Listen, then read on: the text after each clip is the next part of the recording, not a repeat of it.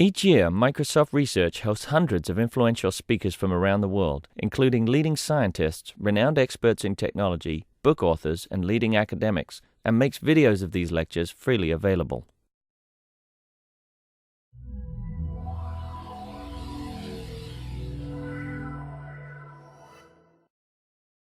Roy and Danielle worked in graphics for a long time, which is where I originally knew them. In fact, we had contracted some work with them, was it about 10 years ago now, on doing a standard graphics library model, and they had a very interesting and unique take on that.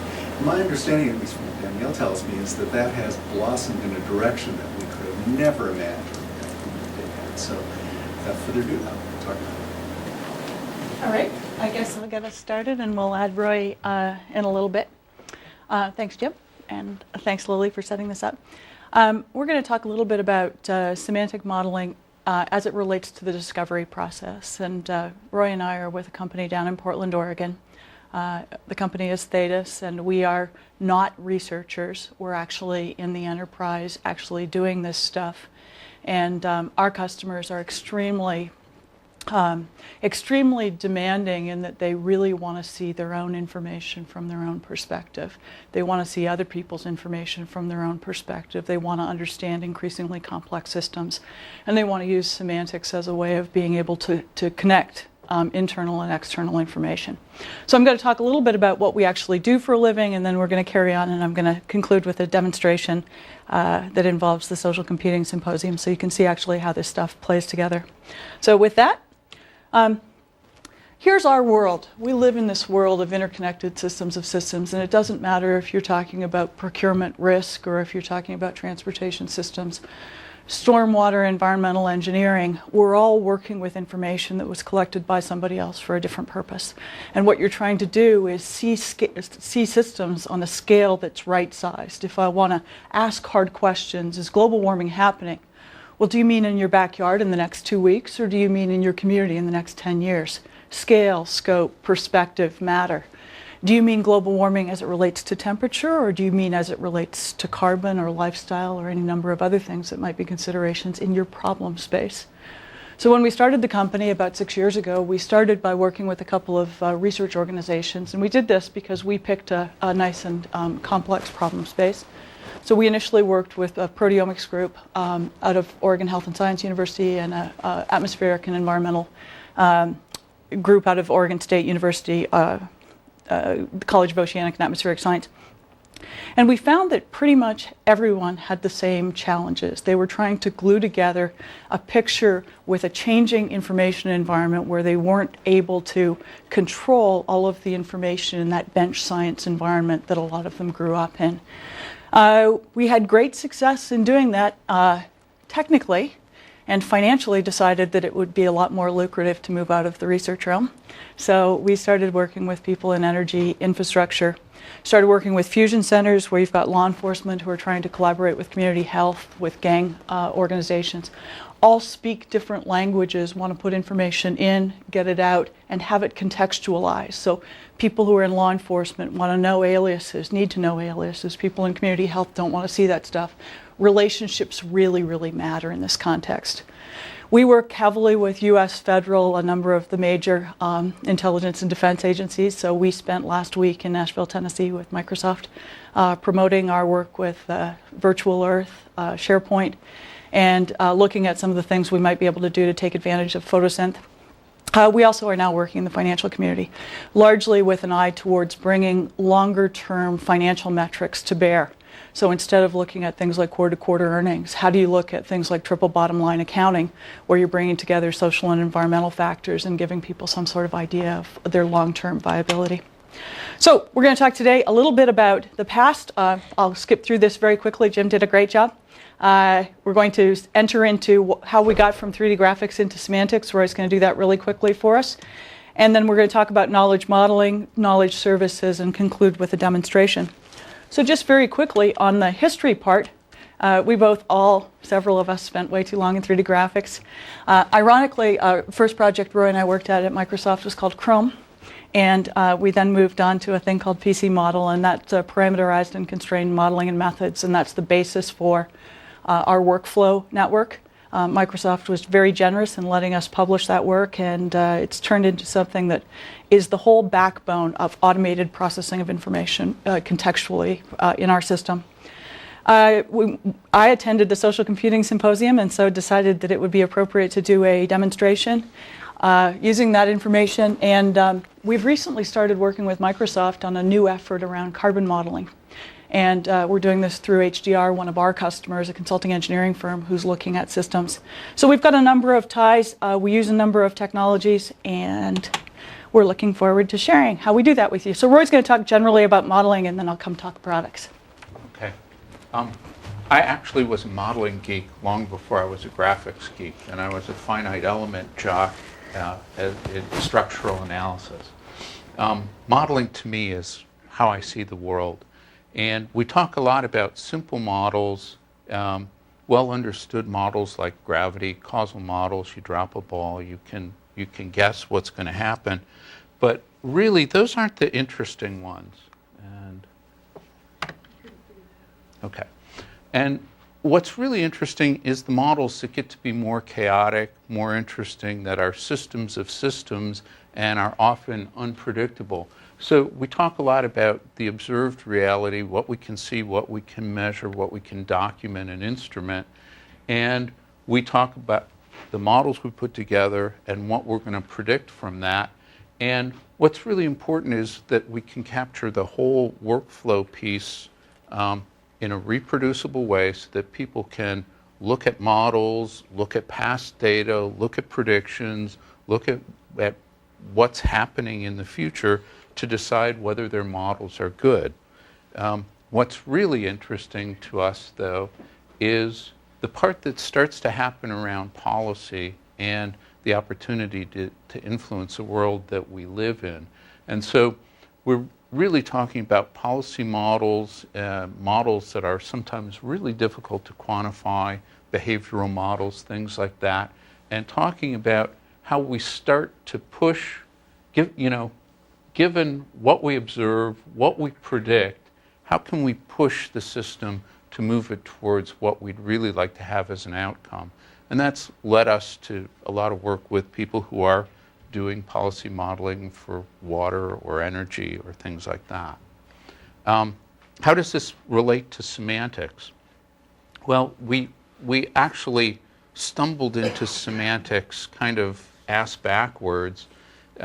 We didn't know we were doing it, but we were really worried about how you support the discovery of all the various models that are around and how you do the impedance matching so that you can start to plug these models together and, in fact, get models from different disciplines that apply to your problem.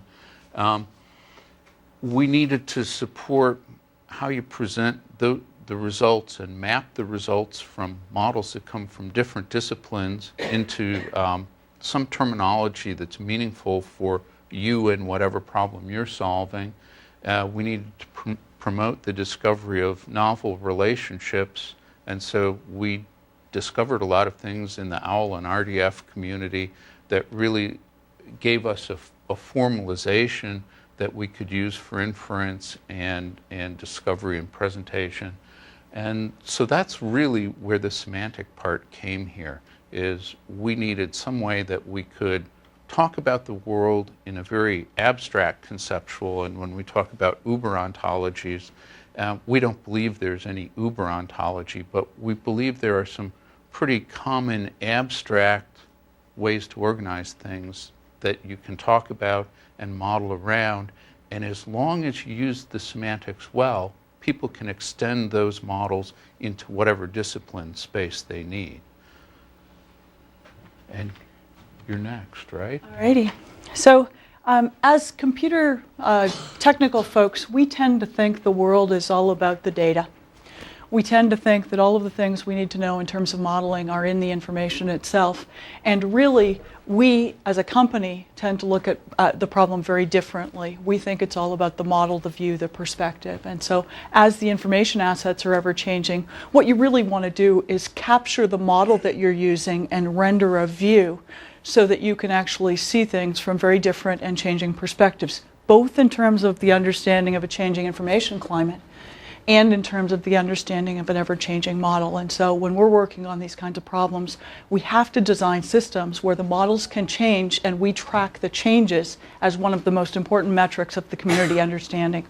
So we're working over here, and when people say, what do you mean by that? We tend to talk to systems like SharePoint, like any other kind of information store, that keep the what you have, and we tend to focus on the what you know and what you believe. So two things, the models and what people call the tacit knowledge, which is what you're discovering throughout this process. So if I get too deep, too high, just sort of give me some visual feedback. This is pretty hard to see, unfortunately. A couple weeks ago, I went to the Social Computing Symposium. And in going to the Social Computing Symposium, I sat and watched a whole group of people interact in such an incredible way, independent of any of the organizations that they belong to. You had academics, you had people from Google and Yahoo and Microsoft, and people like me who didn't know what the heck they were talking about. And we all were existing in an environment where we had a set of relationships that were really pretty much bound around the use of social computing technologies. That was sort of our common shared understanding. Social objects, behavior and perspective, social computing technologies. And so the relationships that mattered in that kind of context were quite different. So when you looked at the world through a social computing lens, you saw the world one way. As you started to look at the world in a connection lens, so if you start to take the view and say, outside of this forum, how are people affiliated? You start to get a very different view of the information. A lot of the people who were working there were collaborators, had relationships with Microsoft that were well outside of the scope. And as you watched over the couple of days that we were there, you started to see that some people clearly knew other people really well, and some people got to know some people while they were there fairly well. It was a lot of fun. But if you step back and say, how do you apply the corporate lens to this? Well, Microsoft and Google look at each other very differently as corporations than they do as participants in a conference or as collaborators.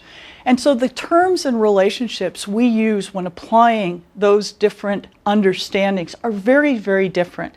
And I'm going to show you some of the ways that we've done. Some of the things that we've got to deal with is strength of relationship. So it's not just Danielle knows Roy. Danielle knows Roy professionally very well. And so what I have to do is be able to articulate relationships that are well beyond an easy triple. And I'll try and stay out of onto-geek speak because I know some of the people here are semantic geeks and some probably aren't. But this idea that as we move forward and you've got billions and billions of people in your information set, I want to see people that Lily knows well. I mean, people Lily knows well professionally. People who are like Lily, physiologically, academically, professionally.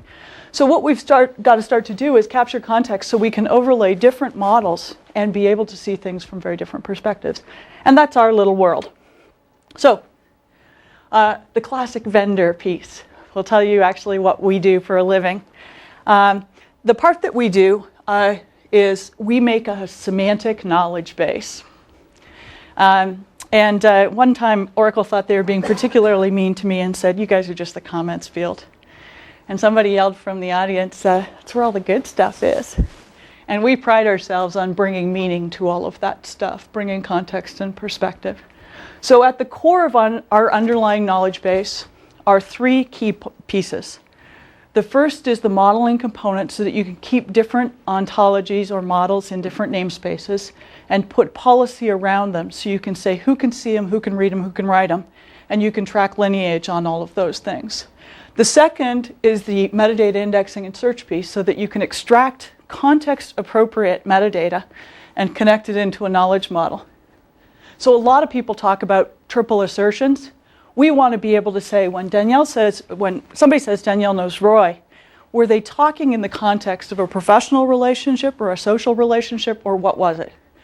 The third big piece that we've got is the piece that Microsoft started us off with, which is this procedural network. And originally when we did PC model, it was intended to allow us to build 3D objects by putting together parameterized nodes in the network. So you could have input parameters and output parameters.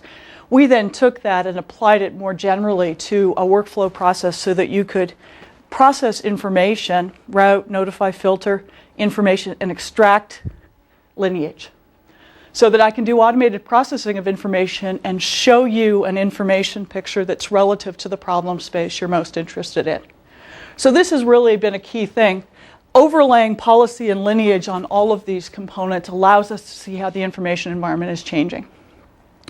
There is an associated SDK. I'm going to talk in a minute about horizontal knowledge services. This has been an exciting new area for us because what we realized in doing this is to deliver end user experiences, you've got a set of stuff that you need to be able to do for any kind of application. And so over the last year, we've put a lot of emphasis in that. So I'm going to describe an application that kind of is intended to get you out of the data thinking, well, which we all fall into, even our own staff, a lot. So the Army Corps of Engineers came to us and said, we want to know where people are going to be. We said, cool. For what purpose? They said, well, maybe for humanitarian rescue missions, maybe because we're planning some sort of military mission, maybe because we just want to know so that we can put people out on the street so that they can be helpful. We said, okay, what have we got to work with? And they said, pretty much nothing. And we would like it to apply worldwide, and we'd like it to be culturally sensitive, and we'd like to know exactly where all these people are. And so we set about with them and their geographic expertise and built cultural practice models and then applied spatial models so that we could build generic cultural practice models. Schools have kids and classes and curriculum, and then apply them regionally and fall back on the next best behavior. So, for instance, if I know that a school is in Boston, I know certain things about Boston practices that are pretty consistent with Massachusetts and the United States. But if I know that it's in a region that's of a lower economic stature, I might apply different kinds of rules on the attendance at school and the regularity of participation and all. We did this and then overlaid a set of rules and actually anchored the cultural practices in the one piece of data that we did have, which was building identification data. In the second phase of this project, we actually built ontologies that allow us to take the properties of a visual element and derive what the likely use of it was. And so we deal in this world where often we're almost dataless, and we're using the model to create a simulated environment that's kind of the next best thing. So this is a good, yeah, go ahead, Brian. I think that the key part of this project was that we were really operating with a very sparse data set most often, and occasionally when you were talking about a specific area, there would be people on the ground, there would be feet on the street, so to speak, and you'd start to get some very specific information. And so we were always saying, how do we manufacture the information we're missing? So it was metrics around, if I have information for a similar facility close by, would that be closer than if I had cultural information for how, say it was a mosque or a church, in this culture, if I kind of know how things work, is that a better model than the church just down the street? And so this whole idea of how do we meld these different sources and how do we manufacture information, how do we bring in sources that we discover other places was really a key aspect of this project. And it led us to our first experience where we said, the kind of annotations people are thinking about are woefully insufficient to capture context. And so if I want to make a notation about a dry cleaner, I may want to make the notation and say I was out walking in the neighborhood and I observed they had an art exhibit at the dry cleaner. We actually live in a part of town where that's true. But it isn't necessarily a normal dry cleaner behavior. Happens to be First Thursday in Portland, so everybody and their brother find some way of making revenue around First Thursday in Portland. But sometimes you want to make an annotation and you want to make it a rich pattern that applies regionally or applies to a certain cultural archetype. So we started to realize that when people were talking about annotations, they were talking about putting context-free sticky notes on things.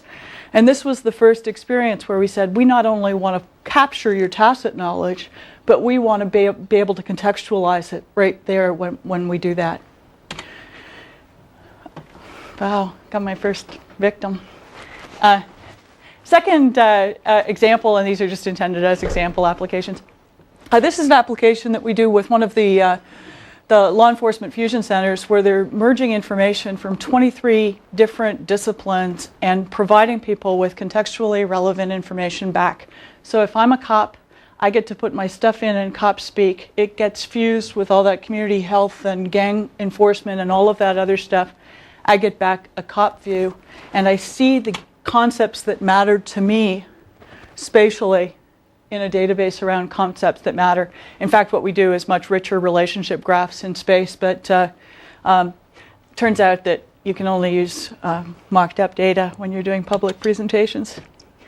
This is one of the most interesting applications that we've got, and we do this in conjunction with consulting engineering partners.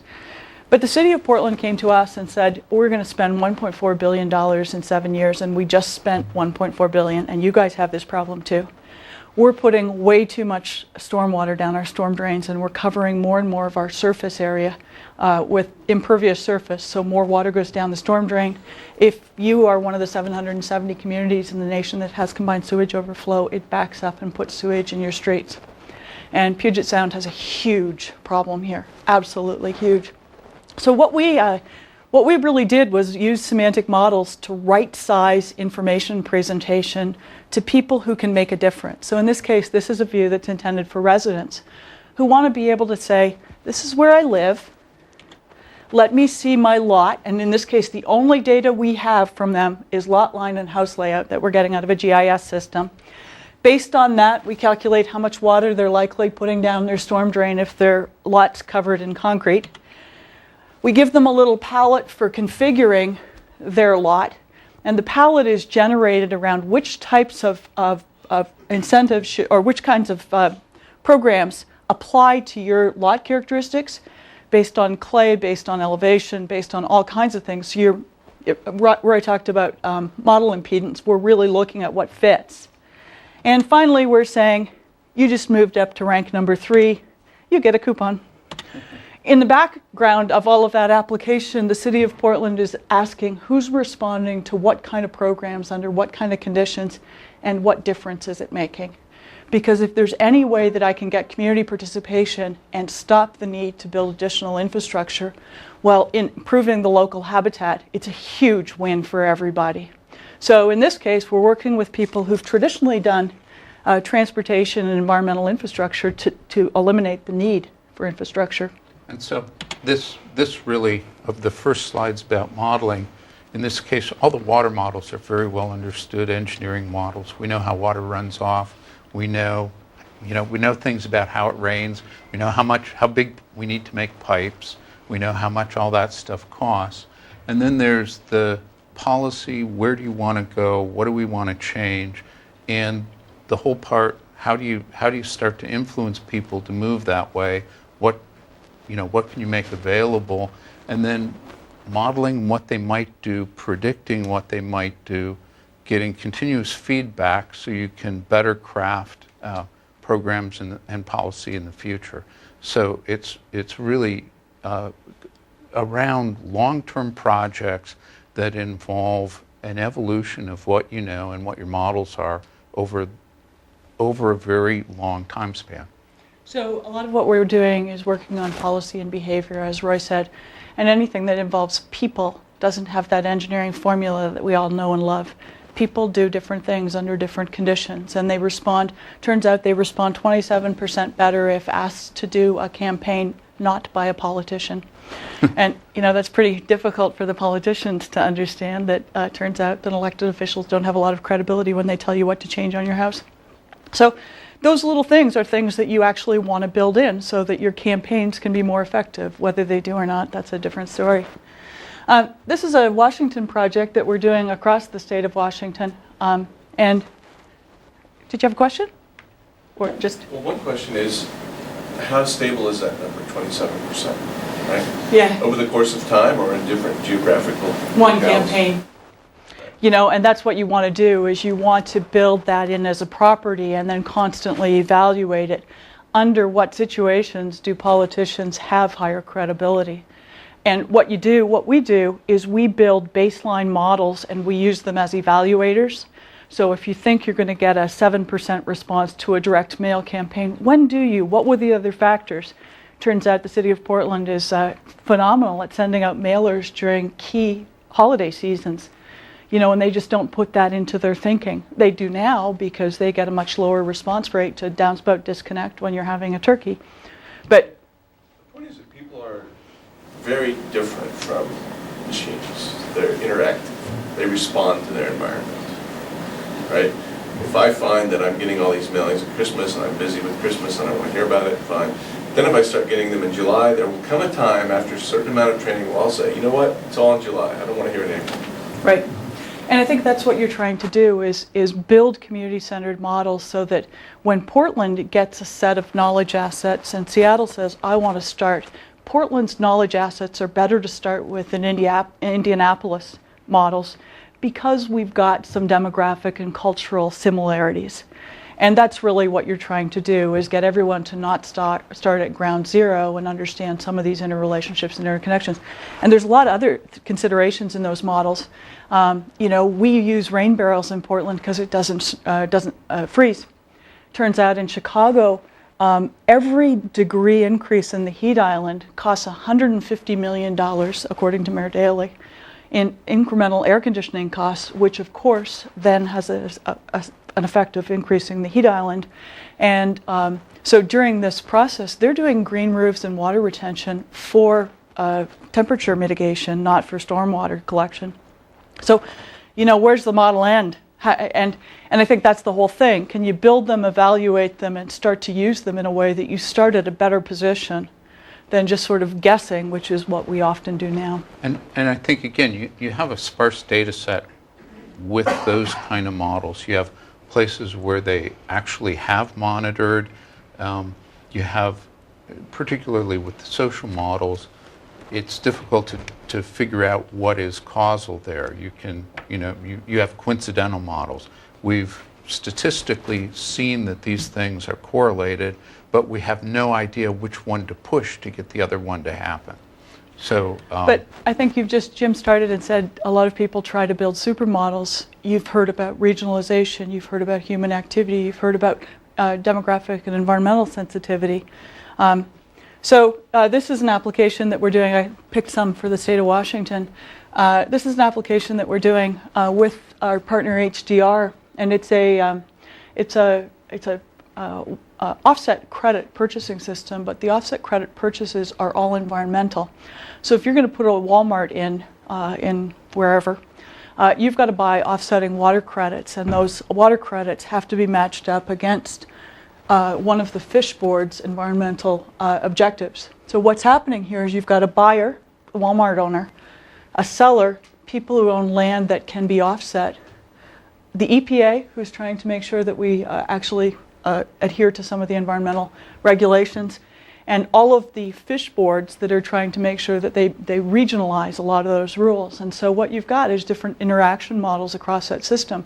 But what you're allowing them to do is trade fluffy stuff and evaluate what the impact of doing that is. And so these kinds of systems are incredibly rewarding in that if you can start to show community impact, you can start to get people to put their own properties in and look at what options do I have for my property? Could I put the back 40 up for mitigation? Would it cause improvement? Would it get us a new park? So they allow us to sort of bring some critical thinking skills to people who wouldn't necessarily consider participation by kind of right scaling the information. So I've been talking about what we call composite web applications. They're mashups in the enterprise. And we're not always the keeper of all of the visual piece. We're often participants on a site where you've got a visual component that's interacting with a lot of textual component. But what we've found in all of these applications is that there are 3 key capabilities that all of them need. And it doesn't matter if it's a SharePoint site with a couple of visual components, and we've done that many times, or if it's a dedicated interactive visual Silverlight site. It makes no difference. What is underlying all of those things is the need to know information governance and trust. So I need to know lineage, provenance, pedigree, whatever you want to call it, so I can determine whether or not that information fits for my own analysis.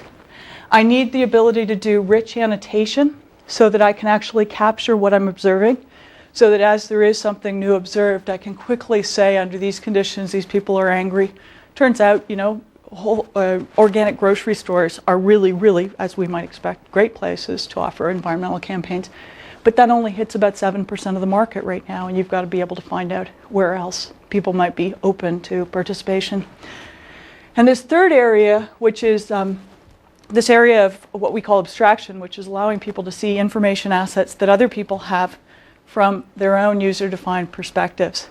So a lot of people are talking about SOA environments. We're talking about semantic SOA environments, where you allow people to not only use data services, but evaluate the integrity of that service for your particular use, be able to add new knowledge to it so that you can talk about other people's things that you don't have, and be able to see new information assets from perspectives that are user-defined. Yeah? On the knowledge augmentation and annotation, so that is just like adding comments to like an our instance doc, or the annotation are structured annotations and they are like not inline but I'm going to show them to you. We really work hard to bring as much connection, so it's talking about a URI or a URL, to bring context so that it's off of some sort of conceptual layer, and so that it's bringing connection, which allows you to say, under these circumstances, these things happen. So no, this idea of more and more sticky notes, more and more tags, those are all very brittle for us because they don't give us enough context to determine fit. I think one of the things that goes with that is there's always a terminology in which you express things. And again, we try to start it at high-level abstractions that people can mostly agree on, but if you can't find the word or the expression or the kind of property or the kind of relationship, you extend the dictionary of terminology and you place your term. It's a specialization of this. It's related to that, and then it falls into we do all our search through dynamic inferencing, which then lets you say, in my world looks like this. When I say this term, it means this, it maps this way. And so you're really both adding information and you're extending the definition, the terminology that's used. Which is why you want to put different understandings in different namespaces or dictionaries. Our end users talk about having personal dictionaries where they keep terms and relationships and anchor them into some community understanding so that you can, when we were at the Social Computing Symposium, there was a young lady that was talking about salsa dancing. And you can imagine that salsa dancing has a whole different set of nomenclature than what you're talking about with just dancing or with just social events or with just any kind of teenage activity. And what you really want to do is allow people to talk richly about what they're talking about, but not necessarily create these Uber models. Yeah, something. So does this mean that you have essentially a meta model that includes such concepts as you just alluded to, is an instance of, contains abstracts? We use the OWL syntactic semantic model, which does have those concepts. We've done a number of our own. We found a lot of what comes out of the semantic community is really rooted in AI, and it's about machines being able to understand and identify. People work a little bit differently. We're really good at patterns, and in one sense, I can discover a thing is a kind of coffee cup or tree or whatever by looking at its properties. People work in a much different way where I say it's a tree, and that And I use that label really to assign a number of properties. So we kind of use this mix and match approach to semantics, which gives us that basic structure. And then we'll take things like a map. Well, regardless of how you want to put things on a map, it comes down to having a location and perhaps an area. And in some databases, it's an address, and that needs to be, mapped through some service to a location. In some databases, it's something else. So we really talk about what are the abstractions we need to drive all the visuals and the interactions, and then we put semantic mappings around that to mix and match whatever the sources are, or to derive data in places where it's data poor. So 2 key points. One is when you share a language with a community, you can use categories or classes or whatever it is you want to, concepts. And I'll talk a little bit about OWL and RDF. The second place is where you don't share a language. If I put a class of something and say those are really hip nightclubs, well, my 21-year-old doesn't think they're hip nightclubs. I think they're hip nightclubs. So if I put a lot of properties on it, he's then able to derive whether or not that actually is a hip nightclub, and I guarantee you it isn't when he looks at that set of information. So sometimes a very descriptive dog type label is going to give you a lot, and sometimes you want to be able to allow people to derive what they think of as a very hip nightclub. So in the semantics world, for those of you who don't speak RDF and OWL, RDF is the syntax. It's we talk about articulating triples, and it's a W3C XML format that allows us to describe triples, subject, predicate, object, very, very straightforward. The problem is it's generally insufficient for describing context and perspective. So if Danielle knows Roy professionally really well, how do I say that? So within our system, we have to deal with the triple, the namespace, and what are called reification properties. And if you don't understand that, it doesn't matter. So that we can deal with confidence and relevance and ambiguity and security and at the triple level. On the model side of the world, OWL is the common machine readable form. And it's another W3C standard. OWL 2 is just about to come out, much richer. And what it describes, and this is going to be a gross simplification for those of you who actually know anything about this world, is classes, data properties, and object properties, which to our community we call categories, properties, and relationships, because we've yet to meet any normal person who understands what an object property is. And so really at the bare bones, you've got categories like humans, you've got properties like height equals, and you've got relationships like is married to. And that's kind of the fundamental structure that we work in. If you want to talk more about that, we can, but if I got into transitive and symmetric properties, probably everybody would leave. So in our world where we're talking about annotating or adding value to information, we recommend that you actually have a SOA environment where you can talk about things that have a URI or a URL, some way of extracting metadata in a rich enough form that we can infer what you meant by what you said, some verifiable service. We're not caught with any particular approach. We've seen an awful lot of chatty SOAs in our day, and a user interaction that allows for a web-based connection to the backend system. And we put these kinds of things up here because when people say, I want to talk about other people's stuff, you want to be able to keep a pointer so that you can keep a rich description and be able to know what you meant by what you said about that particular stuff and share it with others. So I'm not going to spend, just because we want to leave lots of time for questions. We ended up packaging not only the knowledge base, but a set of knowledge services into horizontal services that we envision you could deploy in an enterprise. And so imagine if across Microsoft, everybody had annotation services and they let you talk about other stuff and easily contextualize it. And because we're onto geeks, we used ontologies to describe the structure of the service, and we put tools in place so that you can deploy these services horizontally. And so we have 3 services. The first is lineage, the second is annotation, and the third is abstraction.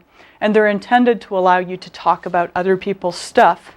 And when I do this demonstration, There's a different dialogue that goes on, for instance, with the Social Computing Symposium, where people are talking about their stuff as it relates to the symposium, versus people who are organizing the symposium are talking about the participants and what they're bringing and how well prepared they are and all of that stuff, versus Microsoft looking at the symposium and say, we're spending our money on what and getting what out of it, and how does it contribute to our long-term agenda in research or in community building or in standard setting or in whatever it is our particular objectives are.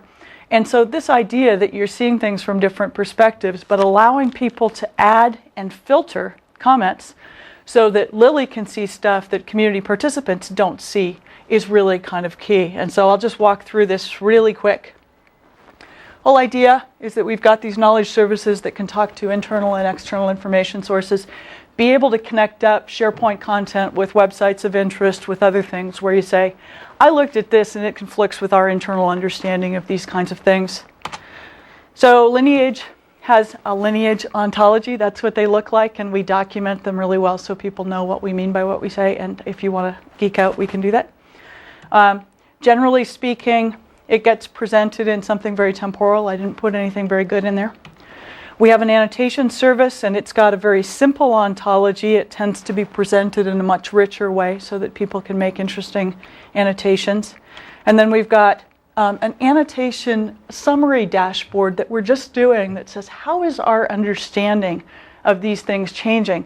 And as we start looking at the social interactions, you can't read every blog. You can't keep up with every wiki. You really want to know, how is that community's understanding shifting? Who's becoming more of the expert in this field? How was the expertise gained? Where did it come from? And so we're pursuing a number of ways of presenting this picture of change based on the capture and contextualization of knowledge in different kinds of communities. And finally, abstraction, our third piece. What we've got here is we've got the abstraction ontology. We're geeks, so we've got an ontology that documents the ontology. This is using our lineage ontology to show you the changes in the ontology. And this actually is one of the things we do whenever we develop a semantic model, is we start out with the people we're working with and say, what questions do you need to be able to answer?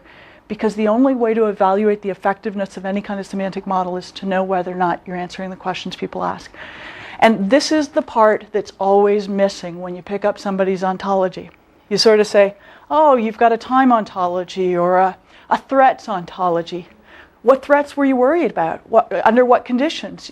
And it's so difficult to reuse these models because you don't have an understanding of really what people meant and why they did it, or where you can anchor extensions in the model. Finally, this kind of information gets presented in ways where data sets can be defined by users and axes can be defined by users. So I want to see your information as it relates to our expertise in a new field. And what I mean by expertise is, how many patents are we getting? How many newly minted experts did we hire? But also, what's the quality of their publication as related by both their peer group and the industry users of that particular information? You start to get into that softer stuff by, what do you mean by quality? And that's where you start to say, well, quality to me means this, but it may mean something very different to you. So I'm going to let Roy describe what the stuff looks like under the hood, and then we'll demonstrate and hopefully. Okay, this is really short. We have a publisher server. Thetus publisher. A Thetus publisher server as opposed to a Microsoft publisher. And the server is both an ontology store and a dynamic inferencing engine, and it includes components for distributed workflow serving. When people build applications, we have a low-level communication with the Thetus publisher, a client SDK, and we overlay this with knowledge services. The big thing about knowledge services to us is that they're based on some relatively high-level abstraction. They can be extended any way you want to extend them, but all the tools that are built to work on that service understand the extensions. And we provide that as a way for anybody else to build any other kind of service they want to build or any other kind of interface. You attach yourself to whatever sources you have on the outside by whatever mechanisms are available for those sources, and the server, the application server, kind of wires that together and serves the web experience. This is our client-side ontology data store, if you will. Knowledge services are built on top of that, which again bring the semantic part out to the client, and then you build the visual components on top of that. And that's about it. Do I have another slide here? That's just the sort of 5 pieces to make it. Oh, right. And so Wonder who if did you this want, launch. yeah, Danielle prompts me sometimes. If you want to build one of these, what do you need to do? What do you need to talk about? Well, the first part, application and system design, you need to know what people need an application for. We have a number of patterns that we provide. We have a number of components, but systems get designed in a lot of different ways. You're going to be talking about where information is coming from, but more importantly, what the abstract models are and how you're going to map information into that. You're going to talk about various models that are going to do workflow bits to digest new information, track changes, things like that, and whether you're going to use, whether and how and where you're going to use the knowledge services we provide, where you're going to extend and provide your own knowledge-based services. There's developing the semantic model. Again, that's what are the high-level abstractions about the things that you're doing. We believe that, for the most part, people can't tell you exactly what they need to do, and nobody agrees at the very low level about what they really want to do until they start to use it. But at a high level, people can give you a pretty good idea what it is needs to be done. So we really focus on the high-level model, and because of the semantic underpinnings, it can be extended as you go. And a key part is to have those semantic underpinnings. User experience design, finally integration with the data sources, workflow design. We have a large number of tasks that we provide, and a very standard way to build little black boxes and say, this is what goes in, this is what comes out, and do the impedance matching between those boxes so you can figure out whether you can wire them together, whether you need converters, and how to extend the types of information you pass around so that it's specific to your application. So I'm going to show an application that we would never release to anybody ever, but it was just sort of relevant to what we were doing with Microsoft, so I thought I would start out in IE with Virtual Earth.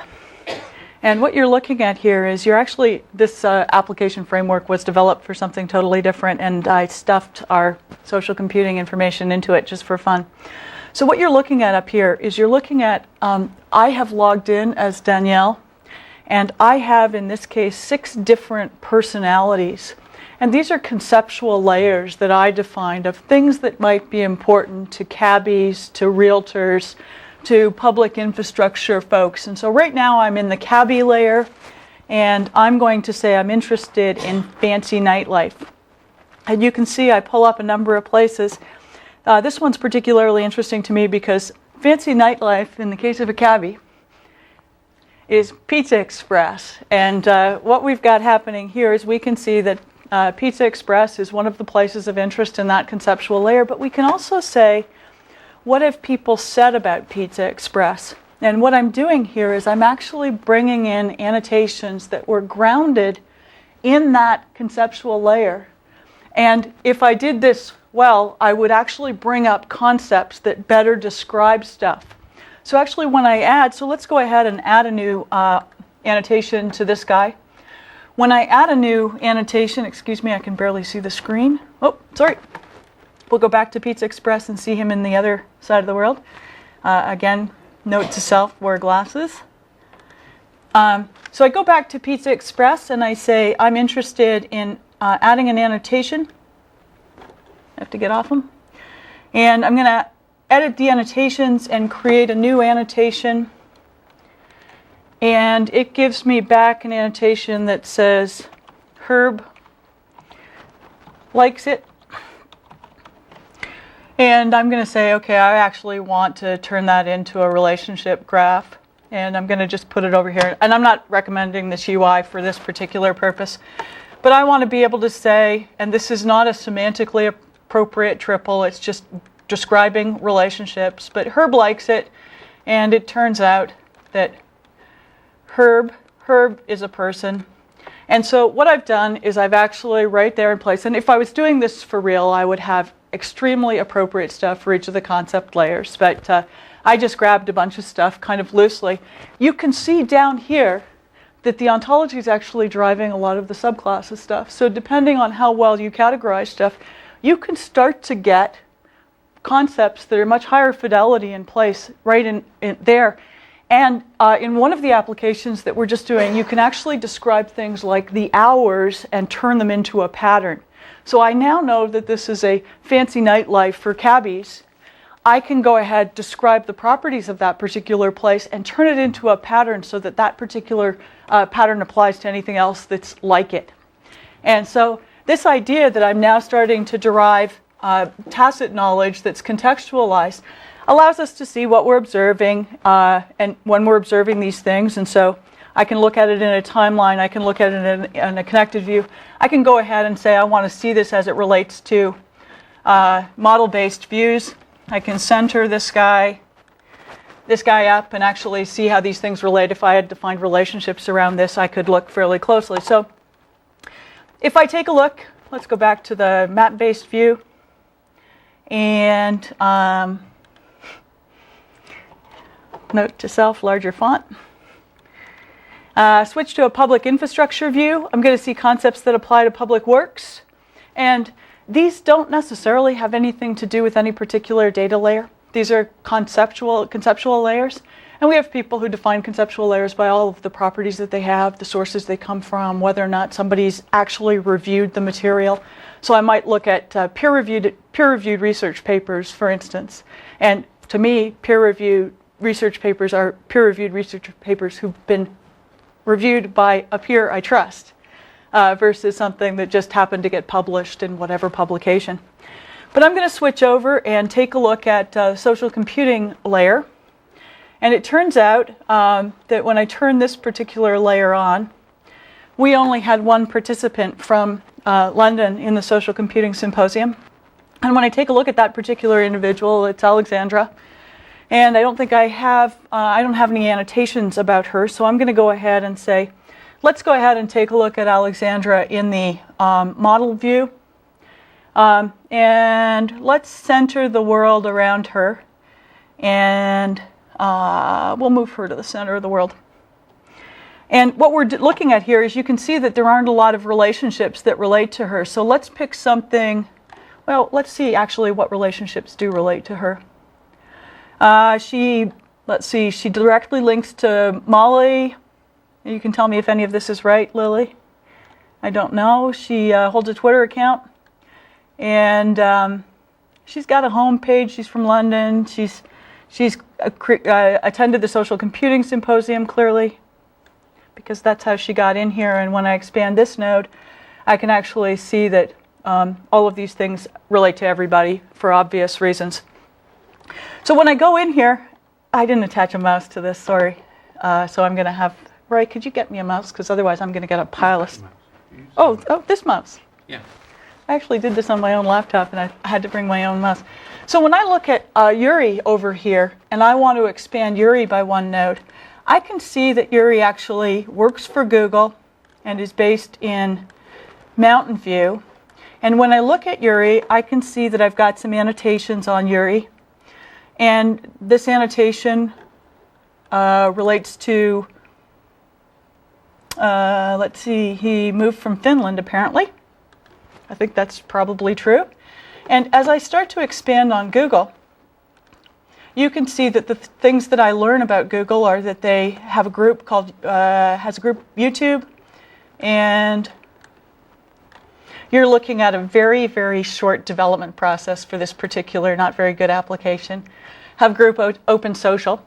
And that's all I get to know about them. So I'm going to switch views for a second. I'm going to go into a corporate view, and I'm going to use a slightly different model. And when I turn the corporate view on, I still see all of the same players. They're marked a little bit differently, and I, of course, have the ability to take a look at all this. But I'm going to look at Yuri, and I'm going to say I'm interested in expanding him 1 degree. Let's get him, let's center him. That's better. And when I expand him 1 degree and I start to look at what's around him, I can see that he works for Google. But in this case, I have a different set of relationships that apply. He has relationships with Microsoft and Yahoo that involve competition, which I didn't set a reification property on, which is a strength of. And this idea that there are different concepts and relationships that exist in different namespaces with different policies around us allows us to see different views of information depending on what personality you're in, what rights and privileges you've got, and what model you're using. And it allows us to see filtered views where we say too much, I just want to see the top whatever my ranking scheme is this. So what we've done here is taken a scraped spreadsheet view. So I didn't even have the Social Computing Symposium data. So we're working against a subset of, and Roy says you can't say this took a day because actually the data scraping took a little bit longer, but in a couple of hours the guys took the ontology, overlaid it, and said here's the views. So all of these tools are just in play, and they allow you to see information, if I actually put some detailed time into the ontology, to see information from very different perspectives. And our belief is this relates to any kind of content, any kind of ongoing understanding of tacit knowledge shifts and changes, and really just sort of ongoing capture of what we're learning and why. And so that's what we're doing. We're doing this on a much larger scale than the Social Computing Symposium. And our big thing is what are the connections when I see something that conflicts with something else? What else does it affect or change? And how is my understanding shifting over time? And can I allow communities to see stuff that's relevant to them from a perspective that matters? So that's what we do. Any questions? Yeah. Thank you for a very interesting presentation. My major concern is how one derives these, as you call them, lenses, or in other contexts they're called filters. Right? How one derives these, I mean, in such a way that one is not too subject to error. So there's the issue of impedance mismatch. Like your example with your son and the club, that's a perfect example. Right. I think the reality is that we start every system we ever do with the idea that it's wrong. And the thing that's beautiful about semantically based systems is you can do two things. You can improve it as you go, and you can understand how you're improving it and for what reason. And I think that's the beauty here, is these systems are designed to change. There isn't this sense that you're building a model, the model is right. The idea is that you want to build a model and put policy around it that you don't want change when you know stuff's pretty consistent. You know, igneous rocks haven't changed a lot. So it's okay to describe them with a pretty consistent description and have people anchor into it. But when you talk about involving communities that deal with water, the snow guys, the polar ice cap guys, all of those guys would never agree to a model. And they all are evolving their own understandings independently. And so you just kind of have to start with, I always start with the idea that I get 50% right. And it gives me a baseline for assessment. And as somebody tells me it's wrong, I ask why so that I can contextualize the change. And I think that's the big thing, you know. It's not a hip nightclub, Mom, because live jazz sucks, is the answer I would get. I think there's a little bit larger answer to that, which is... Small thinker. Say what? Small Smaller thinker, answer. big thinker. Small thinker. There's an aspect to the answer which is you have information out there that's been labeled in many different ways by many different people, right? And a part of your understanding of that information is an understanding of how that labeling is biased relative to your point of view, and being able to say, when this person labels something this way, what they really mean is. And so you can really do a semantic mapping that says, this label, this category by this person correlates with this set of properties, which then means I can say, I want to define a category of stuff I'm interested in, and this category has these properties associated with it, which is really, our kid wants to say, his hip nightclub has these properties associated with it. Somebody else has defined this as a hip nightclub, but in their biased perspective, that's what hip is. When I search, I want to search against properties, not against whether somebody else labeled it as a hip kind of place. Well, and if you look at a lot of the social computing forums, you've got a lot of contextual free tagging. And so what you end up with is keywords, which ends up not giving you a picture of, you get a picture that there's a lot of that keyword, but you don't get a picture of what somebody means by that keyword. And it was kind of fun to watch. I think one of the big New York Times put up a tag cloud, and they gave you the choice yesterday of choosing one of the tags and actually putting your own tag in. And all of the big tags were chosen, which I thought was sort of interesting, because people are more comfortable in choosing off a list than in actually coming up with a word that described what they were feeling about the election. And yet, at the same time, the only context we had was, are you an Obama supporter or are you a McCain supporter? And it turned out if you looked at the red and blue words, they were quite different. But that's about all you got from it. You didn't get some, I'm exhilarated about the win or I'm exhilarated about the future. So. Well, I'm concerned with, it sounds as though your approach to building these semantic models or lenses is you go in and you talk to people and you hands-on and you have a feedback loop and so forth, but it's very labor intensive. No, we actually teach people how to do it, and we try and teach people who involve at least some non-literal thinkers. One of the things that we've learned in building a lot of semantic models is there are some of us who don't need instance information, and there are some people who cannot describe a thing unless they're talking about a specific thing or a specific piece of information. We've of the modeling staff, we've got very few engineers and computer scientists who are good conceptual modelers. So you actually find that you get great conceptual modeling done when you bring a combination of somebody who knows the logic of semantic models with subject matter expertise. And quite honestly, a little ontology goes a very long way. There's I think 12 nodes in the ontology that I built for displaying the social computing stuff. There's nothing really there to speak of. Now, I built a lot more, but I just used a part of it because it was sufficient for me to express a couple of key concepts. So the other thing that's nice about most of the semantically rich systems is when you discover a property that's interesting, has young single females, for my son's hip nightclub, you can add that into your belief system as a property, and you can give it things like reification properties that are rank and other kinds of weight.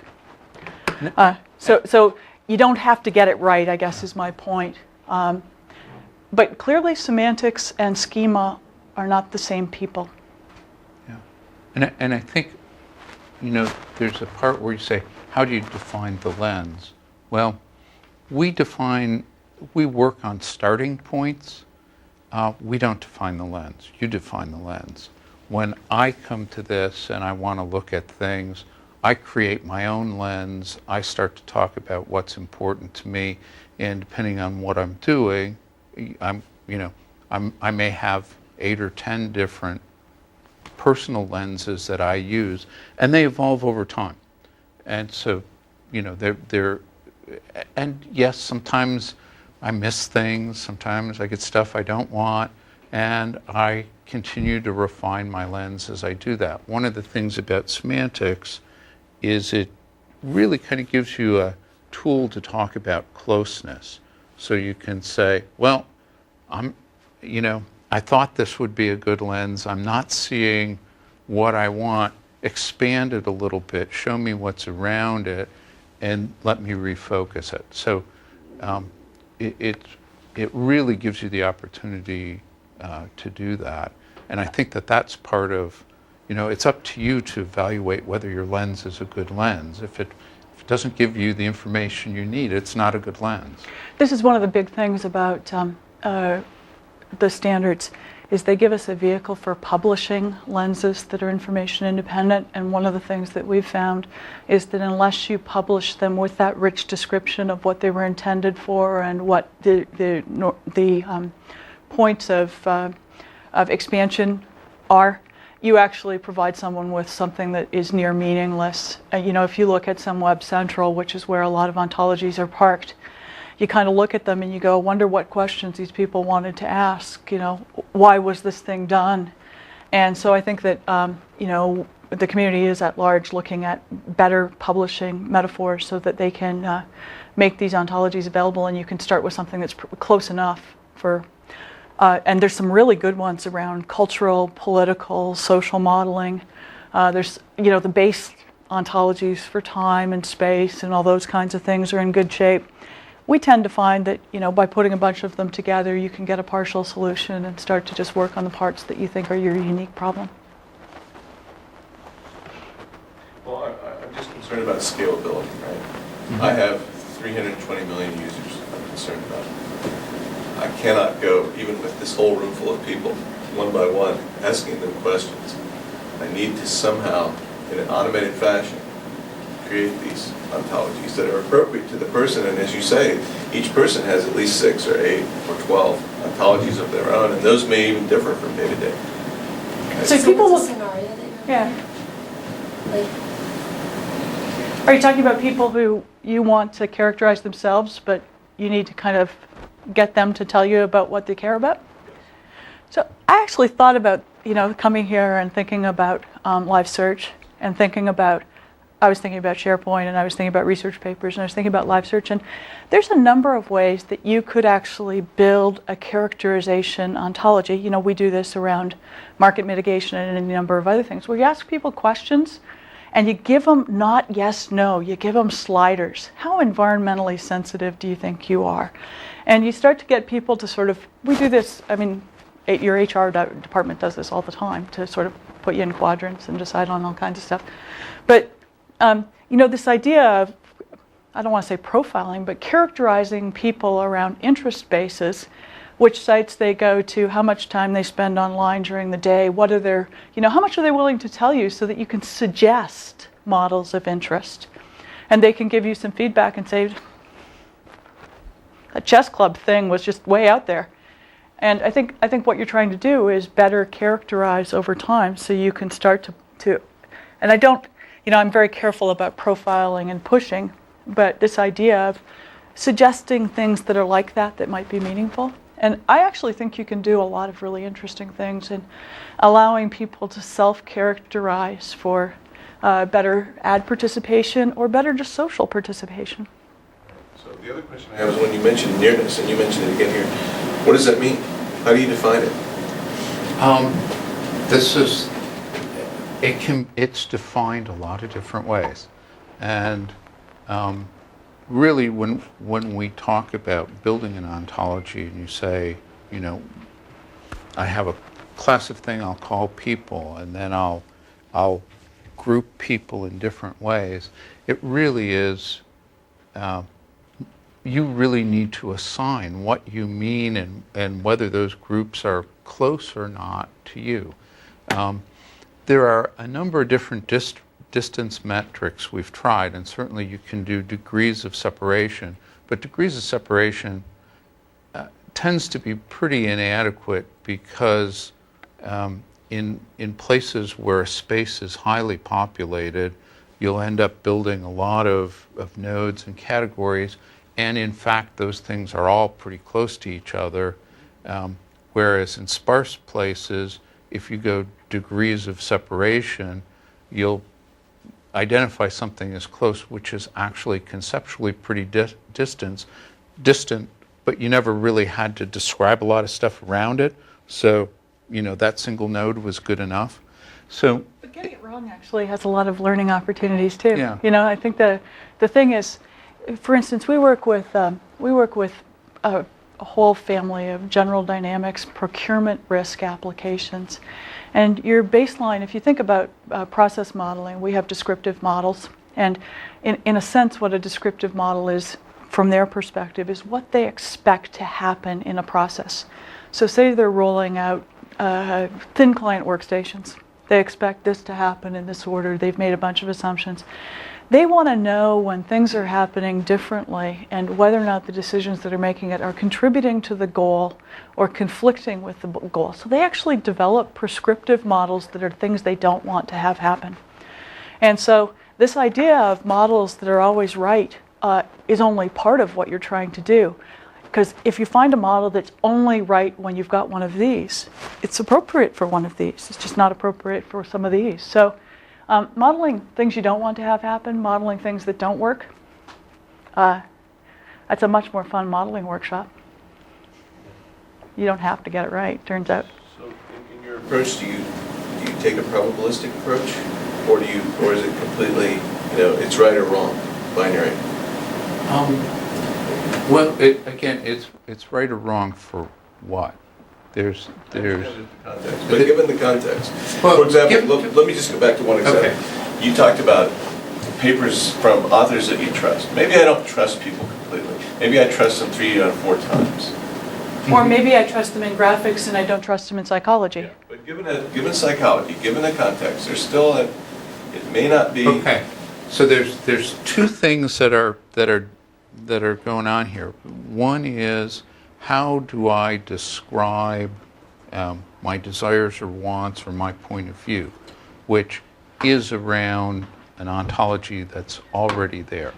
I'll say it's around an ontology that's already there, that we've identified that there are some abstract things that exist. There are papers, there are authors, there are reviewers, there are places where they went to school and associations they have and things like that.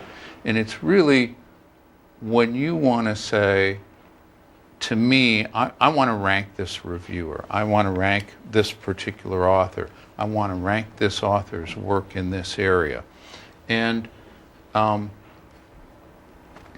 the ontology is separate from that ranking. That ranking is a bunch of instance data that I created. It's my view, my particular view onto that ontology. And then you process everything through a model to get really strength of relationship if you graphed it, to be able to do the heavy lines, the light lines, the things you might just ghost in the background of, yeah, they were connected, but you said you weren't interested. I think it's more a presentation problem at that point than a correctness problem. From the sense of, if I let you discover where this stuff, where what you find is within a global context, highlighting what you find, and then let you say, yep, that, I nailed it, or say, no, look at all this stuff around that really is interesting to me that I didn't find, means you need to change your weightings, it needs to, It's one of the reasons that reification is really important, that your confidence in something is probably ever changing, and watching how your confidence in something shifts over time tells you a lot. Yeah. Roy and Jim, if you put them side by side, you'd probably think that they're both 3D graphics experts, but Roy's 3D graphics expertise is 10 years out of date, and I don't even know what Jim's doing these days. I haven't looked at his papers for a while, but I'm not trying to, hopefully you're doing something really cool, but I know he is, but so it could be that some metric is really good until you're some number of years out of date, and so the metric itself is self-declining as a result of time away from the community. So there's just this whole thing of change. It's like, yeah, you got to design it so it changes. Yeah. And I think there's the definition of your stuff or the expression of your stuff, and then there's the expression of your beliefs, or what's the model? What gets me close to a goal? How do I weight things? What do those weighting functions look like? And again, that comes out of a different ontology that talks about models. And if you say, well, I have a different kind of weighting function I want to use, you add it, it becomes one of the things in the network you build to rank and weight things. You had a question? Is there a way to identify relationships that might be erroneous based on a subset of the data and say something is outside of the standard deviation or whatever, do some analysis and being able to then say, I think this is wrong? Yeah, I think, when you start with an assumption and, I show annotation as a thing, that's sort of fun in the social computing context, but when I find out that something is wrong and it was part of my summary base, how is it that I connect that in and know what else that was affiliated with and who else referenced it and what model it was tied to? So I think that it doesn't matter if it's a data problem or if it's just an ongoing learning problem. As you discover things that no longer apply, you want to capture that they both no longer apply or fit, right. And why. Can you also see, can you look at something and the system, can the system tell you, watch out, this might be wrong because it doesn't really fit? So one of the things that we do have difficulty with when we talk to people is it sounds like we're building reasoning engines and matching engines and all sorts of analytics to assign probabilities and things like that. We do the approved inferencing based on whatever are the ontologies and whatever point of view you've expressed. The rest of it is we do the infrastructure to help people express models. We don't do Bayesian analytics or things like that. But you can put them in a box and wire them up really easily. In fact, the workflow network was really defined in a way that you can run multiple analytics and compare the results and do things like that. In working with so many different communities with different things, they've got different views of science and it's fit for their application in any number of things. And so in the text world, we work with text analytics, we work with image analysis, we work with a number of things, but most of the people who are doing analytical studies have, Bayesian algorithms or some sort of mathematics that they want to be able to throw into the loop. And you want to know you ran it and what the results were and why that was important to you. But we don't claim to be experts in the analysis field for every discipline that we serve. Okay, let's thank the speakers.